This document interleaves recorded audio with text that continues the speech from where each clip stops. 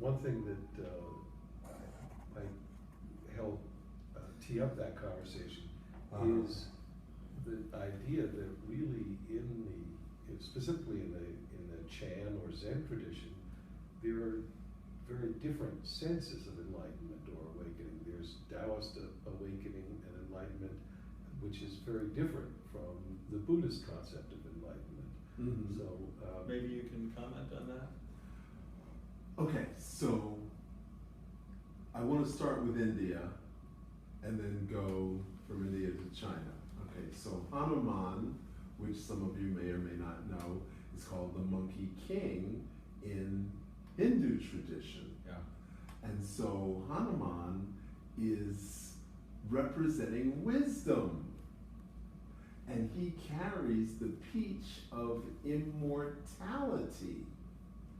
Now, in China, the Monkey King is rebellious against the kingdom of heaven. So we have two different traditions of a Monkey King that are in conflict with each other. So how do you make that resolution from India to China? Now, clearly, China borrowed a lot of stuff from India, and India borrowed a lot of stuff from China because they share a border, and yet they remained separate and distinct, okay? So the Chinese have meridians, the Hindus have nadi. The Chinese have chi, the Hindus have prana, but the conceptual framework is still the same. Now, in India, they don't have the concept of a journey. They just have Brahma, Vishnu, and Shiva, the creator, the preserver, and the destroyer. And yet, even though Brahma is the creator, they focus on Shiva, who's the destroyer. Now, what does he destroy? In reality, he destroys the negative aspect of our own being. However, they focus on the outer aspect of Shiva as the destroyer of human form so that it can be reborn in the West. Wow. There's a concept that has yet to be fully explored. The whole being reborn again started in India thousands of years before Judeo-Christianity. Okay? So now there's clearly something lacking in China which causes them to want to go to India to get it. And what was lacking was lawfulness. They were lacking the actual kingdom of heaven. So there was banditry, there was thievery, there was a lack of order, there was chaos, and that's why they wanted to go to the West to get this, because they wanted to get some guidance for the people. And that is the true journey, to subdue the demon within. And that's what Shiva represents, to subdue your own demon. Okay? So the monkey is that demon. Well, I think that the bringing in Hinduism is really interesting, and does open up a different way to think about the story of Swansong and the journey to the West. But I also think there's an element here that it's possible to think of Monkey as a figure, yes, who originally is inspired by Hanuman and the monkey gods of Southeast Asia, but has a very unique and specific meaning in the context in Chinese civilization. And in that way, I like to think of Monkey and Monkey Mind and the story of the journey to the West as really an allegory that illuminates the notion of Chan enlightenment. And what I mean by Chan is the version of Buddhism that emerges in China during the Tang Dynasty in the 7th and 8th century that really is a fusion of Taoism and Buddhism. And Monkey's story, the allegory, is really a beautiful way of explaining that synthesis, that incredible synthesis that happens. So it takes the Taoist concept of enlightenment and brings it together with the Buddhist concept of enlightenment in the personage of Monkey. The first part of the story, the birth, the adventures of Monkey King, really explains to me the origins of monkey mind and the human spirit in the Taoist context. And then from there, once after Monkey is imprisoned under the mountain and then eventually is set free by Guan Yin to help on the pilgrimage, that really represents the ongoing continuation of the journey to the Buddhist sense of enlightenment.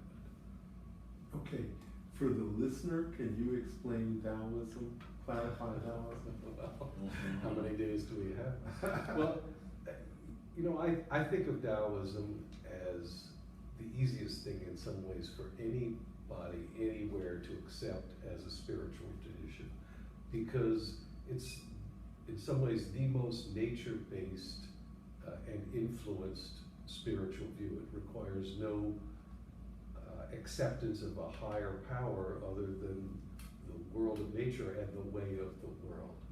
And Taoism to me is summed up in the beautiful text, the Tao Te Ching, which is very short and consists of only 81 verses, which span an incredible worldview from inner spiritual truth to outer political awareness that somehow has been condensed into pure poetry. And in my way of thinking, it's for those of us in the West, it's most closely akin to what many of us sense in Native American traditions, that it's a natural awareness of the world that realizes that much of what we think and talk about is just mental gamesmanship as opposed to the awareness of the spirit of the world. Okay, as a translator, would it be fair to say that Taoism is harmonization of man and nature? Yes, I think that's consistent with my reading of the great Taoist text.